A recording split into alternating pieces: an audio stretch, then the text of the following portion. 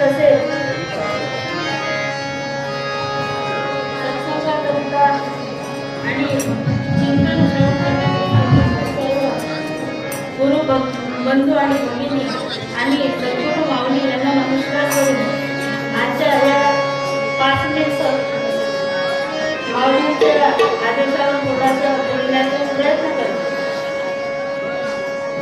विष्णुमय जग, आता सर्व जे कीर्तनकार आहेत त्यांनी सर्वांनी सांगितलेलं आहे की ज्या प्रकारे माऊलींनी आपल्याला प्रत्येकामध्ये या देहाचं निरसन करून तो देव आपल्याला त्यांनी सांगितला आणि यथा पिंड तथा ब्रह्मांड, या पिंडामध्ये जो परमात्मा आहे तर तो संपूर्ण ब्रह्मांडामध्ये सुद्धा व्याप्त आहे. चिटी से जो अणु परमाणु बना सब जीव जगत का रूप लिया.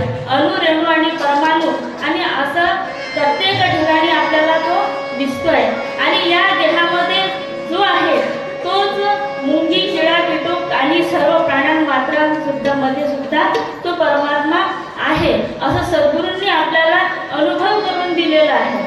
आणि ही खाली जागा सुद्धा जी दिसते आहे, ज्या प्रकारे हवा आहे आणि हे आकाश तत्व आहे याच्यामध्ये सुद्धा अणुरेणूतून तो परमात्मा तो अविरत वावरतो आहे.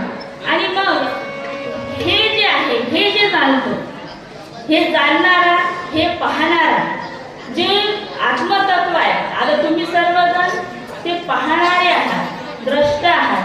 मग जो द्रष्टा झाला त्या पाहणारा झाला आणि त्या पाहणाऱ्याला जसं संत श्री नामदेव महाराजांनी देव हा विठ्ठलामध्ये मूर्तीमध्ये पाहिला आणि तोच देव मग माणसामध्ये आणि इतर चराचर जगतामध्ये सुद्धा पाहिला. चर म्हणजे चालणारे, अचर म्हणजे जे नाही चालू शकत असे वृक्ष वेली लता हे जे सर्व आहेत ते अचर यांच्यामध्ये सुद्धा.